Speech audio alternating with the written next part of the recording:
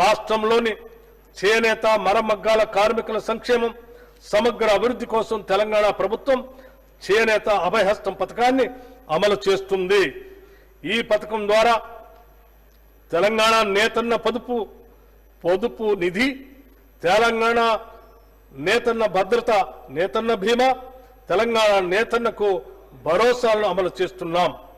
2018 నుండి 2022 వరకు మరమగ్గ కార్మికులకు బకాయి పడ్డ 10% నూలు సబ్సిడీ కింద 37,49 రూపాయలను ఈ సంవత్సరంలో విడుదల చేశాం.